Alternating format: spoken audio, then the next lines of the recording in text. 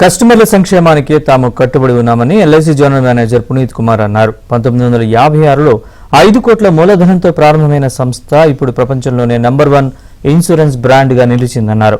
LIC 68వ వార్షికోత్సవాన్ని Hyderabad zonal కార్యాలయంలో ఘనంగా నిర్వహించారు. సుమారు 98,000 మంది ఉద్యోగులు, 14 లక్షలకు పైగా ఏజెంట్లతో దేశంలోని ప్రతి మూల సంస్థ విస్తరించి ఉందన్నారు.